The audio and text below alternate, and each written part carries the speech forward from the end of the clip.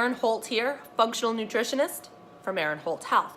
Today, I'm going to talk to you about the top 3 reasons for food cravings. It's a question that I get asked all the time in my practice.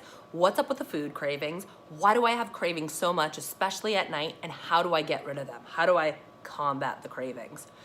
Well, as women, we're kind of taught to believe that hunger is a bad thing and it's to be avoided at all costs, right? So we fear our hunger and therefore we fear our cravings. Anytime we have a craving, we're like, oh, something's wrong, right? Or I'm bad, or what I'm doing isn't working, or something needs to be fixed.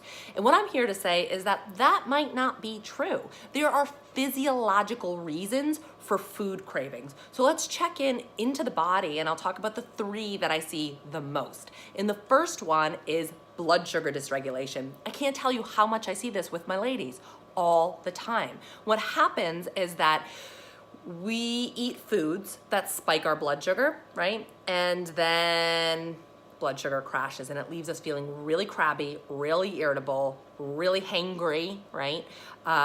We get headaches, we get brain fog, we get tired, our energy crashes, right? And this kind of goes throughout the day. And it could be because we're eating a diet too high in refined carbohydrates, right? A lot of the foods that we were told were really good for us, turns out they're not. Like oatmeal, starting the day with toast, eating cereal for breakfast. These are all really good ways to crash your blood sugar later on during the day. Another issue I see is that women are just straight up skipping meals, right? We're too busy to eat. We have so many freaking things on our plate, pun intended. So many things on our shoulders. We're carrying the weight of the world. And sometimes we're like, you know what?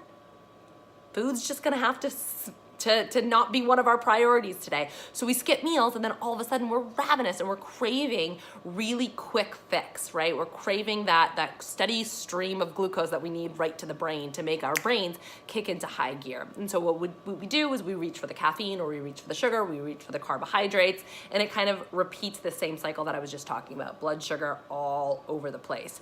And this obviously leads to a lot of cravings, especially for sugar, okay? So that's number 1, dysregulated blood sugar. Number 2 is under eating. So I kind of touched upon this before. We're too busy to eat sometimes, or we're restricting our food because we think that's what's healthy, or we're trying to lose weight. So we're not eating enough calories throughout the day. And this is what we see a lot of times with binge eating at night, or just this like uncontrollable, I can't stop myself, I have to eat everything that's not nailed down in my kitchen, right, at nighttime. And we think about it as binge eating, but it's really not binge eating. It's just giving your body what it needs. The body's so smart, so stinking smart. And come hell or high water, they're gonna take what they need. So if you're not feeding it adequately and appropriately throughout the day, then of course that hunger is gonna kick into high gear at night. And it's not so much cravings, it's just straight up biological, physiological hunger, right? So we have to feed our bodies.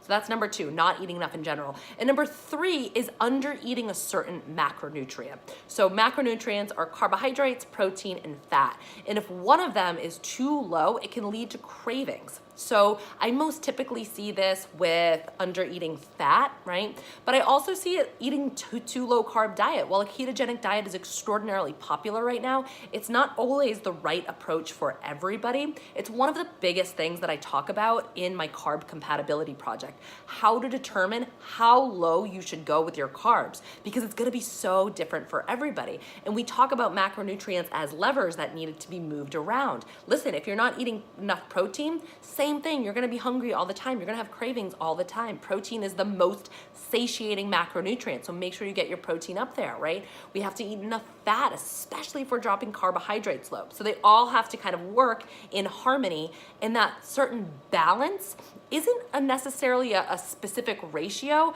but it's a specific balance for you. It's so individualized, right? So I might need less fat than my neighbor, who might need more fat than the next neighbor, right? It's all so stinking different. So if you'd like to learn more about the approach to figure out how exactly this is right for you, click on the link, head over to my website to talk about the Carb Compatibility Project, learn a little bit more about it. I will say that the biggest response that I get from women who go through the program is that they lose their sugar cravings. So if you're looking to do that, check out the program. I will talk to you soon.